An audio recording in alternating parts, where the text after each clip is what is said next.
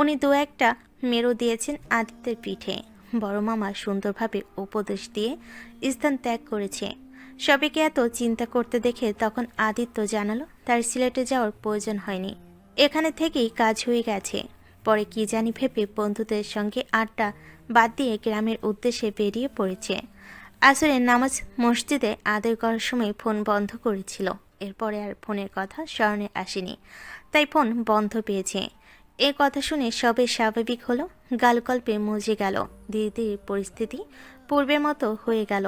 তবে সীমা বেগম ছেলের সঙ্গে আর একটা বাক্য বিনিময়ও করলেন না। ভীষণ রেগে দ্রুতই প্রস্থান করলেন। প্রথম প্রথম মেধার ব্যাকুলতা দেখে খুশি হয়েছিলেন, পরে সময় করার সঙ্গে সঙ্গে ছেলের কোনো খবর না পেয়ে ভীষণ ভয় পেয়েছেন। ছেলের চিন্তায় অন্তরাত্মা শুকিয়ে গিয়েছিল ওনার। যদি কিছু একটা হতো তখন। আম্মুকে যেতে দেখে আদিত্য আর কথা না বাড়িয়ে সুচির দেখিয়ে দেওয়া রুমে ফ্রেশ হতে গেল। সুমিনে ফ্রেশ হয়ে বেরোতে দেখে রিমি আর সাথী ওর বিছানায় বসে আছে। দুজন মিলে ফিস করে কী সব বলছো। তাকে দেখে দুজনে চট করে দাঁড়িয়ে গেল। অয়তুক হেসে একে অপরের দিকে আদিত্যর হাতে একখানা কাগজ ধরিয়ে দিয়ে দৌড়ে পালালো। আদিত্য ভুরকুচকে কাগজ খুলে সেখানে লেখা, রুমে আসুন, কথা আছে। কার লেখা তার বুঝতে বাকি নেই, তাই আদিত্য মাথাটা মুছে তোয়ালে বেলকুনিতে মেলে দিয়ে রুম থেকে বের হলো। তার উদ্দেশ্য তৃষ্ণা মেটানোর। চোখের তৃষ্ণা, মনের তৃষ্ণা। কয়েক পা এগোতেই ওর দেখা হলো সীমা বেগমের সঙ্গে। উনি আদিত্যকে খেতে বসতে বলে নিজেই খাবার বেড়ে দিয়ে ধপ করে বসলেন আদিত্যের পাশের চেয়ারে। তারপর বললেন, মেয়েটাকে এভাবে না কাতালেও পারতে। কোন মেয়ের কথা বলছো? মেধার কথা বলছি। আমি ওকে কখন কাটালাম? ওর সঙ্গে দেখা তো দূর, এখন অবধি কথাও হয়নি। দেখা কথা কোনোটাই হয়নি বললেই তো কেঁদেছে। হারানোর ভয়ে লাজ লজ্জা ভুলে আজ বাসা শুদ্ধ সকলের সামনে শুধু তোমার জন্য কেঁদেছে। মেয়েটা তোমাকে ভালোবাসে বাবা। দারুণ জোকস বললে তো। বেয়াদব, আমি তোর মা, তোর সঙ্গে এই ব্যাপারে জোকস করব? আচ্ছা, মানলাম জোকস করছো না, তবে এটি বিশ্বাসযোগ্য কিছু বললে না। এখন অবধি মেধা আমার সঙ্গে নরম সুরে কথা তো দূর, সুন্দরভাবে তাকায়ও না। সবসময় রুড বিহেভ করে। ভালো মন্দ যাই বলি খ্যাক খ্যাক করে ওঠে। মুখে যখন যা আসে তাই বলে ফেলে। চটলো নাকি ফাটলো কিচ্ছুর ধার ধারে না। আর তুমি বলছো ভীষণ কেঁদেছে আমার জন্য? এটা বিশ্বাস করার মতো কথা না আম্মু, তাই বিশ্বাস করলাম না আমি। তবে আমি যদি মারা যাই বোধহয় সেই সবচেয়ে বেশি খুশি হবে। আদিত্যর কথা শুনে সীমা বেগম বেশি কিছু বললেন না। নিঃশব্দে উঠে গেলেন ছেলের পাশ থেকে। আদিত্য খাওয়া শেষ করে মেয়েটার ঘরের দিকে একবার তাকিয়ে রুমে চলে গেল। ঘড়িতে তখন রাত 10:30। আর রাত 10টা গ্রামে অনেক রাত। রাত বাড়ছে বিধায় বাসার সকলেই ধীরে ধীরে ঘুমাতে চলে গেছে। আদিত্য কিছু একটা ভেবে রুমের দরজা খুলে দেখে রুম অন্ধকার করে শুয়ে পড়ল। তবে ঘুম আসছে না। যার কারণে এত দূর ছুটে এসেছে তার দেখা পেল না। মঞ্জি শুধু তাকে খুঁজছে। বেশ কিছুক্ষণ এপাশ ওপাশ করে আদিত্য উঠে দাঁড়ালো। গ্লাস থেকে পানি খেয়ে বাদিকে ঘুরতে কেউ তাকে শক্ত করে জড়িয়ে ধরল। তখনই অনুভব করলো বুকে ধারালো ছুরি ঠেকানো। আদিত্য অনড় হয়ে দাঁড়িয়ে রইল নিশ্চুপ, কারণ নলেই বুকে খোঁচা খাবে। মেধা সর্বশক্তি দিয়ে তাকে জড়িয়ে ধরে বুকে মাথা রেখেছে। এতেই মনে হচ্ছে তার পৃথিবী সুখে ভরা। আর কথা না বলে সেভাবেই রইল। আগে বুকে তৃষ্ণা অন্তত মিটুক, পরে না হয় বাক্য বিনিময় করবে। নারীমন ঠিক পদ্ম কমলের ন্যায় নমনীয়, আর এর নিকট প্রতীকী প্রণয়, যেটা নারী ছেড়ে দিতে পারে, ছিনিয়ে নিতেও পারে, কখনো বা হাসি মুখে মেনে নিতে পারে, আবার মানিয়ে নেওয়া শেখাতেও পারে। তরল পদার্থে নেই নিজের অবস্থা, স্থান ভেদে আকার ধারণের পটু তারা। এর জলজান্ত প্রমাণ মেধা। এতদিন সে ভালোবেসেছে দ্রুত অভিনয়ের অন্তরালে। বিরক্ত ভাবটা ফুটিয়ে গোপনে হৃদয়ের আঙ্গিনায় ফুটিয়েছে পনৈ কলি, যে পনৈ কলির নামকরণ করা হয়েছে আদিত্য আরহাম নামে। সেই পনৈ কলির প্রতিটা পাপড়ি সাজিয়েছে রঙিন স্বপ্ন দিয়ে, অথচ এতদিন না বুঝতে দিয়েছে আর না কাউকে ধরা দিয়েছে। ওদিকে সেকেন্ডের কাঁটা অতিবাহিত হয়ে মিনিটের কাঠও পেরিয়ে যাচ্ছে, তবু মেধা অটল সেভাবেই দাঁড়িয়ে আছে। না আদিত্যকে ছেড়েছে, আর না সে মাথা তুলে তাকিয়ে দেখছে। ঠিক আদরে বিড়াল ছানার মতো আদিত্যর বুকে মাথা রেখে চোখ বন্ধ করে দাঁড়িয়ে রয়েছে, যেন তার পৃথিবী সেখানেই থমকে গেছে। তখন আদিত্যই আগে মুখ খুলল। কাহিনী কি? হ্যাঁ, মাথার মধ্যে কিছু পাকিয়েছ না? শ্, চুপ, শুনতে দাও। কি শুনতে দিব? তোমার হৃৎপিণ্ডের ধুকপুকানি। কেন শুনতে দিব? হ্যাঁ, কেন দিবে না? হ্যাঁ, দিব না। কারণ আমার বুকে মাথা রাখার অধিকার আমার বউয়ের, আর কারো নয়। তো আমি কে? তা আমি কি জানি? সত্যি জানো না? হুম, না তো। মেধার প্রতি উত্তর না করে সেভাবেই রইল। আদিত্যকে পুনরায় সারাতে গেলে আরো শক্ত করে আঁকড়ে ধরল। ভাব এমন যেন ছেড়ে দিলেই আদিত্য হারিয়ে যাবে, অথবা তার থেকে কেউ ছিনিয়ে নিবে। তবে আজ কেন জানি কেউ আর অনুভূতি প্রকাশে কার্পণ্য করল না। খোলা আকাশে নাই মুক্ত করে দিল লুকায়িত ভালোবাসা। সব মান অভিমানের যাত্রা এখানেই সমাপ্ত করল। কারণ এভাবে তো অন্তিমকাল চলতে পারে না, জীবন বহমান। এবার ওদের একটা সিদ্ধান্ত নিতেই হতো, হয় ছাড়ো না হয় আঁকড়ে ধরো। তারা আঁকড়ে ধরার সিদ্ধান্তটা নিয়েছে। তখন আদিত্য মেধাকে বুকের সাথে মিশিয়ে নিয়ে বলল, হঠাৎ এই অধমের প্রতি এত দয়া দেখানোর কারণ? ভালোবাসি, কবে থেকে? ভালোবাসি, তা তো বুঝলাম। কোন মুহূর্ত থেকে ভালোবাসেন? হ্যাঁ, ভালোবাসি। ভালোবাসার চক্করে মাথা কি পুরোপুরি গেছে? এত কিছু জানি না, বুঝিও না, শুধু জানি আপনি, শুধুমাত্র আপনিই আমার একান্ত ব্যক্তিগত প্রেমিক পুরুষ, যার মাঝে আমার সুখ দুঃখ হাসি কান্না মান অভিমান এই সমস্ত লুকিয়ে আছে। এতদিন ভালোবাসার ভৎসন করতে পারেনি, অথচ আজ ভালোবাসার কোম্পানি খুলে বসেছে। হ্যাঁ মে, হ্যাঁ দেখি, তাকো আমার দিকে। এই, তুমি কি প্র্যাঙ্ক করছো না তো? যদি করে থাকো খুব খারাপ হবে কিন্তু, এই বলে দিচ্ছে। আহ, যা বলছি সত্যি বলছি। কাল সকলের মতো বদলে যাবে না তো? সব জ্ঞানের স্বেচ্ছায় আমি এই আমিটাকে আপনার কাছে সমর্পণ করলাম আদিত্য আরহাম, শুধুমাত্র লুকোচুরি বাদ দিয়ে অপরিসীম ভালোবাসা আদায়ের লোভে। আদিত্যর বুকে মুখ গুজে মেধা অনায়াসে কথাগুলো বলে যাচ্ছে। আস্থার কথার মাঝে নেই কোনো জড়তা আর না গোপনীয়তা। নিজের পবিত্র ভালোবাসা তুলে ধরেছে প্রিয় মানুষটার কাছে। অনেক তো হলো মান অভিমান করে দূরে থাকা, এবার না হয় দূরত্ব ঘুচিয়ে কাছে আসুক। ভালোবাসা পনির সুধা পান করে ছটফটিয়ে মরুক। আদিত্য বার দুয়েক মেধাকে সরাতে গেল, মেধা সরল না, বরং আদিত্যর টি শার্ট শক্ত করে খামচে ধরে সেভাবেই বুকের মাথা রেখে দাঁড়িয়ে রইল। মেধার এভাবে আঁকড়ে ধরাতে আদিত্যর মুখে হাসি ফুটল। তবে ওর জিহ্বা দিয়ে ঠোঁট ভিজে হাসি আড়াল করে সময় নিল না। ঠোঁটের কোণ থেকে হাসি মিলে এসে মেধার মাথায় চুমু এঁকে বলল, গত রাতে ভয় দেখাতে চেয়েছিলাম, তবে সেটা করতে গিয়ে ঘরের মধ্যে চলে যাব বুঝতেই পারিনি।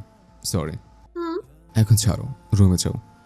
কেউ এভাবে দেখলে বদনাম রটে যাবে, আর আমি বেঁচে থাকতে আমার চাঁদের গায়ে কলঙ্ক লাগতে দিতে পারবো না। যেতে পারি এক শর্তে। তার আগে বলো, কয়েক ঘন্টার ব্যবধান আমার প্রতি এত সদয় হলে কিভাবে? যা সত্য তাই বলো। মেধা, একটা কথা মনে রাখো, সব পরিস্থিতিতে ছাতুরের শোভা পায় না। আসলে আদিত্য এবার জোর করে নিজেকে ছাড়িয়ে নিল মেধার থেকে। মেধার ফোলা ফোলা লাল চোখে এতক্ষণ আদিত্যের বুক লুকিয়ে আড়াল করে রেখেছিল। আদিত্য বারবার মুখ তুলতে গেলে বাধা দিয়ে সরিয়ে দিয়েছিল। এবার শেষ রক্ষা হলো না। আদিত্য নিশ্চুপ হয়ে তাকিয়ে আছে তার মুখের দিকে। তখন মেধা নত মস্তকে অপরাধী নাই বলতে থাকলো, কয়েকদিন যাবৎ খারাপ খারাপ স্বপ্ন দেখছি। সেই স্বপ্নের সারমর্ম আপনি হারিয়ে যাচ্ছেন, কোথাও চলে যাচ্ছেন। গত রাতে স্বপ্নে দেখেছি আমার উপর খুব রাগ করে আপনি বিয়ে করে এনেছেন। আপনার বউ আমার চেয়ে সুন্দরী নয়, তারপরেও আপনি ওকে ভালোবাসেন, কেয়ার করছেন। বউ পেয়ে আমার দিকে তাকানো তো দূর, রূপ থেকে বেরোচ্ছেন না। যখন স্বপ্নটা দেখি মনে হচ্ছিল বাস্তব। আর এই হারানোর কষ্ট প্রবলভাবে আমার হৃদয়কে নাড়িয়ে দিয়েছে, আমাকে চোখে আঙুল দিয়ে বুঝিয়েছে আপনাকে ছাড়া আমি ভালো থাকবো না, একটুও না, এক চিমটিও না। আজ যখন আবার আপনার খোঁজ পাচ্ছিলাম না, নিজেকে পাগল পাগল লাগছিল আমার। বারবার মনে হচ্ছিল স্বপ্ন বুঝি সত্যিই হয়ে গেল, আমি বোধহয় সত্যি সত্যি আপনাকে হারিয়ে ফেললাম। এ ভয় আমার সমস্ত রাগ অভিমানের গতি পরিবর্তন করেছে। আদিত্য ভাই, আপনাকে আমি চাই, খুব করে চাই। মেয়ে, তুমি ভীষণ চালাক। আমি আবার কি করলাম? কিছু না, রুমে যাও। হুম। মেধা মন ভার করেই ওর রুমে চলে গেল। আদিত্য ওর কথা বিশ্বাস করল না বোধ হয়। তবে সব সত্যের মাঝে এটা মহাসত্য, সে আদিত্যকে ভালোবাসে, ভীষণ ভীষণ ভালোবাসে। যে ভালোবাসার আদি থাকলেও অন্ত নেই। পরদিন সকালে খুশি মেজাজে মিথা ঘুম থেকে উঠল। গতরাতে তার সমস্ত দ্বিধাদ্বন্দ্ব মান অভিমানের বিসর্জন দিয়েছে। পূর্বে যত সব রাগ ছিল সব মাটি চাপা দিয়েছে। সে এখন ফ্রেশ মনে নব্য রূপে শুধু ভালোবেসে যাবে। এসব ভেবে সে ওয়াশরুমে গেল ফ্রেশ হতে। ওয়াশরুমে মিররে নিজের প্রতিচ্ছবি দেখে নিজেকে জিজ্ঞাসা করলো, নব্যরূপে কাকে যেন ভালোবাসবি বললি? ওই যে আমার ব্যক্তিগত তেরা পুরুষটাকে? এ কথা বলে লজ্জায় ডুবু হয়ে সে দুহাত দিয়ে মুখ ঢেকে নিল। তারপর ফ্রেশ হয়ে পোশাক বদলে আদিত্যের রুমের বাইরে ঢু মেরে বাইরে গিয়ে দাঁড়ালো। এ কথা বলে লজ্জায় ডুবু হয়ে সে দুহাত দিয়ে মুখ ঢেকে নিল। তারপর ফ্রেশ হয়ে পোশাক বদলে আদিত্যের রুমের বাইরে ঢু মেরে একেবারে ওঠানে গিয়ে দাঁড়ালো। আহা, সকালবেলার আবহাওয়াটা বেশ, শরীরের সঙ্গে মন প্রাণও জুড়িয়ে যাচ্ছে। অন্যরকম ভালো লাগা কাজ করছে সর্বাঙ্গ জুড়ে। এমনিতেও আজ ওর মন ভীষণ চঞ্চল প্রাণবন্ত। এতদিনের পুষে রাখা কথাগুলো অবশেষে বলতে পেরেছে মানুষটাকে। সমস্ত দ্বিধাদ্বন্দ্ব ভুলে নবরূপে নিজেকে উপস্থাপন করতে পেরেছে। এতেই যেন অসীম শান্তি। এ কথা ভেবে গত রাতের কথা স্মরণ হয়ে গেল তার। মুখে ফুটল লাজুক হাসি।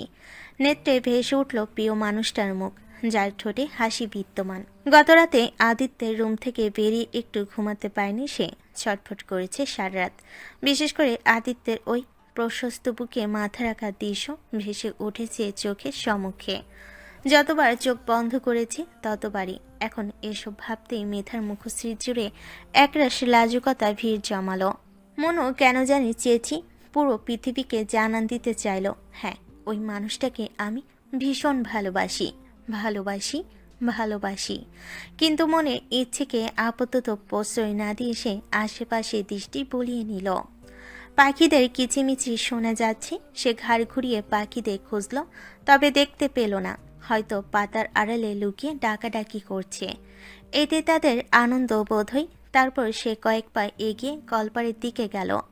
গড়গড় শব্দ তুলে কল চেপে দুহাতের আজলাই ভরে পানি নিয়ে পান করল। তখন সীমা বেগমের কণ্ঠস্বর শোনা গেল। তিনি চেঁচিয়ে কাউকে কিছু আনতে বলছেন। সে সেদিক থেকে দৃষ্টি সরিয়ে নারকেল গাছটার নিচেই বসল। এখান থেকে সূর্য দেখা যাচ্ছে। সূর্য কেবল তার রক্তিম আভা ছড়িয়ে আড়মোড়া ভেঙে উঠছে। মেধা মনোযোগ দিয়ে সূর্যের সৌন্দর্যটা উপভোগ করছিল। আহা, মনোরম সেই দৃশ্য।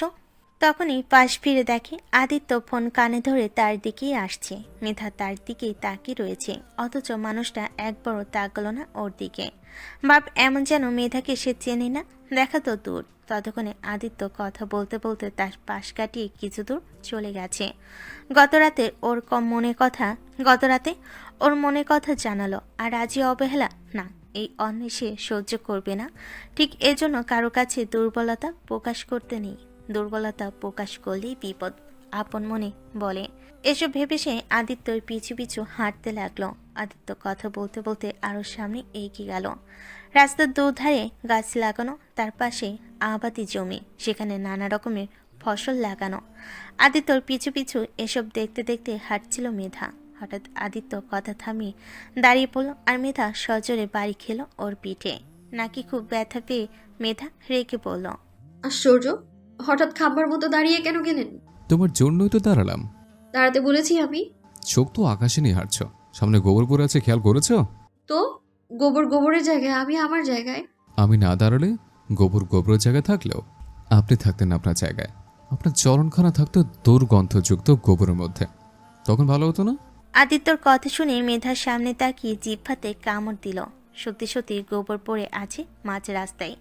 তবু সে নিজের ভুল স্বীকার না করে তেজ দেখিয়ে বলল, দেখেছি আমি, আর পা দিলে দিতাম আপনার কি হোক। ও আচ্ছা। এ কথা বলে আদিত্য তাকে হ্যাসকাটা নিয়ে নিজের কাছে টেনে নিল, এক ধাক্কা দিল। মেধা গোবরের ওপর পড়ার আগে দ্রুত ধরেও নিল। তাৎক্ষণিক পুনরায় ছাড়তে গেলে মেধা চেঁচিয়ে বলল, এটা না, প্লিজ ছাড়বেন না। বেচারা গোবর, তোমরা আলিঙ্গন যাচ্ছে। গোবরের কথা না ভেবে নিজের কথাও তো বলতে পারতেন। বললে কি হতো শুনি? কাজে করেই না হয়ে দেখাতাম কি করতাম। যে মায়াবী নেই, আপনি আমার থেকে দূরে দূরে থাকবেন, অন্তত আমার বউ হওয়ার আগ পর্যন্ত, বুঝলেন? কেন শুনি? আদিত্য এ কথার উত্তর না দিয়ে বাসার পথে হাঁটতে লাগলো। মেধা দৌড়ে এসে তার সঙ্গে হাঁটতে লাগলো। দুজনে টুকটাক গল্প করতে করতে যাচ্ছিল। হঠাৎ মেধা বলে উঠল, আচ্ছা, আমান ভাইয়ের সঙ্গে কেন কথা বলেন না? জানেন ভাইয়া আপনাকে প্রচন্ড ভালোবাসে। আপনি ইগনোর করেন দেখে ভাইয়া চুপি চুপি কাঁদে, কষ্ট পায়। এসব কথা কোন থাক না, আমি জানতে চাই। মেধা, জেদ করো না। গত রাত থেকেই না আমি আপনার গার্লফ্রেন্ড? আমাদের না এখন চুটিয়ে প্রেম করার কথা, অথচ আপনি বকছেন আমায়। বকলাম কখন? শুধু জেদ করতে নিষেধ করলাম। করে উদ্ধার করলেন। এবার বলুন আমার ভাইয়া কি দোষ করেছে যে আপনি ভাইয়ার সঙ্গে আবার রুড বিহেভ করেন? হ্যাঁ, পুরো কথা সম্পূর্ণ হতেই আদিত্য প্যান্টের পকেটে দুহাত গুজিয়ে মেধার দিকে ঘুরে দাঁড়ালো। কিছু বলার আগে সেখানে দৌড়ে এসে উপস্থিত হলো সাথী। দৌড়ে আসে এসে হাঁপিয়ে গেছে, হাঁ করে বড় বড় নিঃশ্বাস নিচ্ছে। ওর এভাবে আসায় মেধা কথার তাল অন্যদিকে ঘুরিয়ে পড়ল। এভাবে দৌড়ে এলেন যে, কিছু কি হয়েছে? সুচি আপু তোমাকে এক্ষুনি যেতে বলেছে, খুব দরকার। কেন? জানি না। ওকে চল। এ কথা বলে মেধা আদিত্যের সঙ্গে দৃষ্টি বিনিময় করে প্রস্থান করলো। আর আদিত্য ধীরে গতিতে হাঁটতে হাঁটতে ভাবতে লাগলো সেদিনের কথা। আদিত্য বরাবরই নিশ্চুপ থাকতে পছন্দ করে, আর আমান চটচটে। আর 5টা বড় ভাইয়ের মতো সে আমানকে বলে না এটা করবে না ওটা করবে না, তবে সুযোগ মোতাবেক ভালো মন্দের তফাৎটা বুঝিয়ে দেয়। কিন্তু আমানটা শুধরানোর ছেলে নয়, বরং ওর নামে দিনকে দিন অভিযোগ আসতেই আছে, আর প্রতিটা অভিযোগই মেয়ে ঘটিত। প্রথমবার এমন কিছু কুৎসিত অভিযোগ শুনে সে আমানকে একাকি ডেকে জিজ্ঞেস করেছিল, তুমি নিষিদ্ধ পল্লীতে যাওয়া কবে ছাড়বে? না মানে ভাই আসলে এসব তোমার থেকে আমি আশা করিনি আবান। বন্ধুদের পাল্লায় পড়ে সস্তা অজুহাত হয়ে গেল না এটা? আমি ভালো মেয়ে দেখি বিয়ে করে নাও। বড় ভাই হয়ে এসে বলতে আমার রুচিতে বাধে। সরি ভাইয়া, এমন আর হবে না। এরপর আমার নিজেকে শুধরায়নি। বড় ছোট অনেকে ওকে জানাতো আমার মেয়েবাজ। তাকে মাঝে মধ্যে নিষিদ্ধ পল্লীর আশেপাশে দেখা যায়, কিছু বোঝাতে গেলেই হাতাহাতি করতে আসে। বেশ কয়েকজনকে মেরেছ। নেশা করে আজকাল, আর নেশার টাকা না থাকলে বাবা মায়ের সঙ্গে অশান্তি সৃষ্টি করে। এই সব কিছু জানে সে। এমনকি আরও একটা সুযোগ দিয়েছে শুধরানোর। এরপর যখন পুনরায় ওর মুখোমুখি হবে তখন না হয় এসব ভাবতে ভাবতেই পৌঁছাই বাসায়। নিজের বর্ধকিত রুমে চলে গেল। বেলা বাড়ার সঙ্গে সঙ্গে বাসায় সারা শোরগোলও বেড়েছে। আজ গায়ে হলুদের অনুষ্ঠান। এর একটু পরে আদিত্য সকালে নাস্তা সেরে বড় মামার সঙ্গে বাজারে যাওয়ার কথা জানালো। বড় মামা বারণ করলেও শুনল না। ওর যাওয়ার কথা শুনে মেধা চটজলদি একটা লিস্ট ধরিয়ে দিল, আর বলে দিল এসব তার চাই চাই, যদি না আনে তবে সে কুলসিত পুরুষ মানুষ। এ কথা শুনে আদিত্য ভুরকুচকে কিছু বলার আগে মেধা ভোদর। তারপর আদিত্য মামার সঙ্গে বেরিয়ে গেল। একজন প্রতিবেশী বলল, সীমা আপা একটা কথা কই, কিছু মনে করেন না। কি কথা ভাবি? আপনার ছোট বোনের মাইয়া দেখি আপনার পোলার লগে সিপকায়া থাকে সব সময়। দুনোডায় জুয়ান পোলা মাইয়া, কখন কি অঘটন ঘটতে যায় কখন তো যায় না। হে করে একটু চোখে চোখে রাখেন। চিপকে থাকে মানে? সীমা বেগমকে গম্ভীর হতে দেখে মহিলা সুযোগ পেলেন। অতপর গলা খাদে নামিয়ে এনে বলেন, একটু আগেই দেখলাম আপনার পোলা হেতিরে জড়াইয়া ধইরা গোবরে ফেলবার লাইগা মস্করা করতেছে। হেতিও দেখি আপনার পোলার কলার ধইরা নকরা করতেছে। সি, লজ্জা শরমের বালাই নাই। ও, সীমা বেগম আর কথা বাড়ালেন না দেখে মহিলা অসন্তুষ্ট হলেন যেন। আরও একটুখানি উস্কে দিতে গেলে সীমা বেগম এবার হেসে ফেললেন এবং বললেন, ওদের বিয়ে আগে থেকেই ঠিক করা আছে, আর 17 দিন পর ওদের বিয়ে। ওদের দুজনকে এই হাতে বড় করেছি আমি, তাই জানি ওরা সীমাবদ্ধতা লঙ্ঘন করবে না। সীমা বেগমকে উস্কে দিতে না পেরে মহিলা থোতা মুখে বসে রইলেন। তারপর পান খাওয়ার অজুহাত দেখিয়ে স্থান ত্যাগ করলেন। সীমা বেগম ওনার যাওয়ার দিকে তাকে নিঃশব্দে দীর্ঘশ্বাস ছাড়লেন। আজকাল মানুষ কেউ কারোর ভালো সহ্য করতে পারে না। তখন মেধা দরজার আল থেকে বেরিয়ে নত মস্তকে দাঁড়ালো। তার চোখে পানি ছলছল করছে। মনে হচ্ছে পলক ফেলা মাত্রই তা গড়িয়ে পড়বে। ডাগর ডাগর নেত্র জোড়ায় অশ্রু দেখে সীমা বেগম ভুরু কুঁচকালেন। হাতের খুন্তি রেখে উঠে এসে মেধার মুখোমুখি দাঁড়ালেন। খুন্তি ধরে মুখ তুলতেই মেধার অশ্রুফোঁটা পড়ল সীমা বেগমের হাতের উপর। উনি এবার বিচলিত হয়ে বলেন, কি হয়েছে? কেউ কিছু কি বলেছে? নাকি পরীকে ব্যথা পেয়েছে কিনা, পেটের সমস্যা নাকি মাথা ব্যথা? এমন নানান ধরনের প্রশ্ন করতেই থাকলেন একের পর এক। মেধা কোনো জবাব না দিয়ে চুপ করে দাঁড়িয়ে অশ্রু ঝরাচ্ছে। বিগত দিনে ওই মহিলাটা তাকে অনেক কথাই বলেছে, এমনকি মাকে নিয়েও আরও দুজন মহিলার সঙ্গে কিসব বলে হাসাহাসি করছিল। অপরিচিত মহিলা তার চেয়ে বিয়ে বাড়ি বলে কিছু বলেনি, কিন্তু আদিত্য আর তাকে নিয়ে কিসব বলে বেড়াচ্ছে। এসে থেকে মহিলা ওর পেছনে লেগেছে, এর কারণ ওর বোধগম্য হচ্ছে না।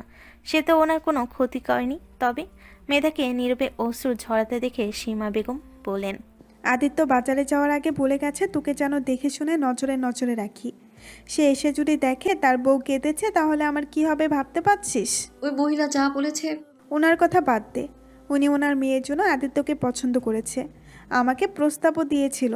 আমি উল্টো কথা বলে ব্যাপারটা এড়িয়ে গেছি, তাই তোকে আদিত্যের পাশে সহ্য করতে পারছে না।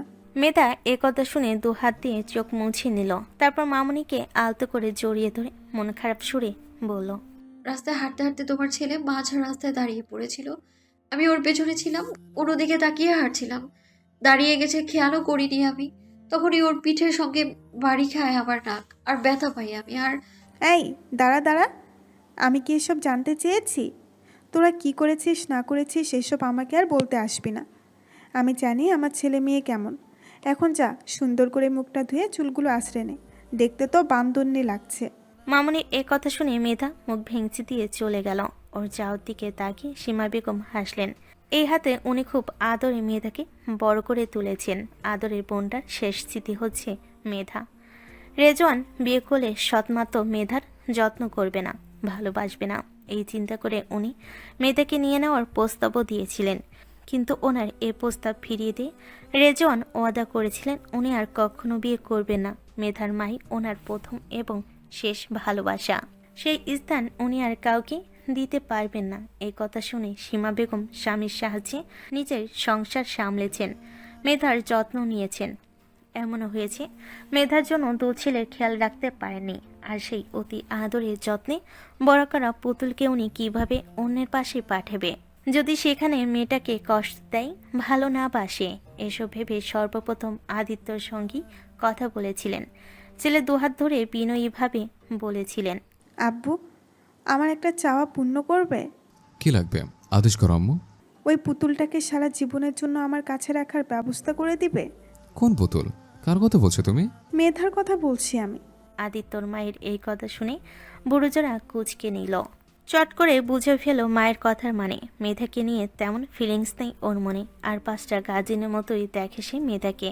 ছেলে জিজ্ঞাসু দৃষ্টি দেখে সীমা বেগম কথা তুললেন, তোমার সঙ্গে মেধার বিয়ে দিতে চাই আমি।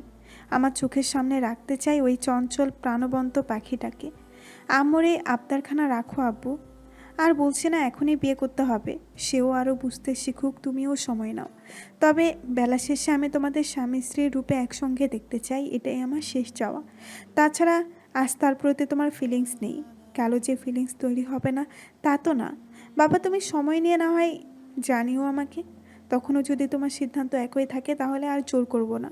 সেদিন আদিত্য হ্যাসূচক মাথা নাড়িয়েছিল। তারপর থেকে সে মেধাকে বিশেষভাবে নজরে রাখত।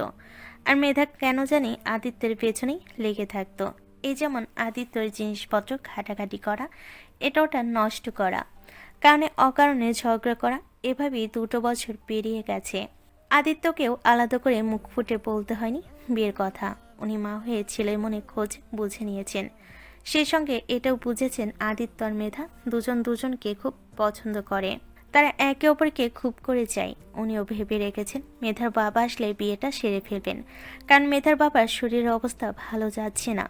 তো এজন্যই রেজন দেশের বাইরে গেছে, ওনার হৃৎপিণ্ডের সমস্যা দেখা দিয়েছে। যদিও এ কথা রেজন, উনি আর আদিত্য ছাড়া কেউ জানে না। এসব ভেবে উনি রান্নাঘরের দিকে পা বাড়ালেন। বেলা গড়িয়ে অনেক সময় কেটে গেল। বাসে এখন মেহমানে কিচকিচ করছে। আদিত্য বাজারে কাজ সেরে আবার কোথায় পেরিয়েছে, বলে গেছে ফিরতে দেরি হবে। ওদিকে বিকেল থেকে সূচিকে সাজানোর কাজ শুরু হয়েছে। পার্লার থেকে মেয়ে এসেছে তাকে সাজাতে। সব কাজিনরা তাকে ঘিরে বসে আছে। সূচির হলে তারাও সাজগোজ করবে। মেধা মুখ গোমরা করে বসে আছে, তার মন ভীষণ খারাপ। আদিত্যকে সে যা যা আনতে দিয়েছিল একটাও আনেনি, বরং লিস্টটাই নাকি হারিয়ে ফেলেছে। এ সহ্য করা যায়? খানিকক্ষণ পরে সীমা বেগম ওকে ডেকে শাড়ি নিয়ে আদিত্যের রুমে নিয়ে কি জিজ্ঞাসা করেছিল, মেধাকে কোনটাতে মানাবে বেশি, চুজ করো তো আব্বু। এই শাড়িটার কিছু বলছি না আমি, তোমার যেটা পছন্দ হয় সেটাই পরতে দাও। একথা বলে আদিত্য মেধার দিকে তাকিয়ে নুডলস খেতে লাগলো। তা দেখে মেধার মনে হলো নুডলস তো নয়, সে মেধাকে পুরো মুখে পড়ছে।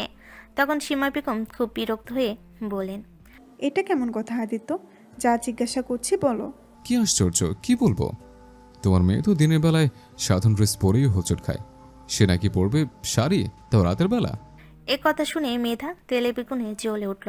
রাগী চোখে তাকিয়ে দাঁতে দাঁত চেপে কিছু বলতে গিয়েও থেমে গেল। মনে হলো এখানে দাঁড়িয়ে থাকাই অনর্থক, তাই চলে যেতে পা বাড়াতেই সীমা বেগম বললেন, ওমা, চলে যাচ্ছিস কেন? তারা শাড়িটা চুজ কর আগে। আমি পরবো না শাড়ি, তুমি তোমার ছেলেকেই পরিয়ে বসে রাখো। এ কথা বলে মেধা দ্রুত স্থান ত্যাগ করলো। আদিত্য ততক্ষণে খাওয়া শেষ করে ফেলেছে।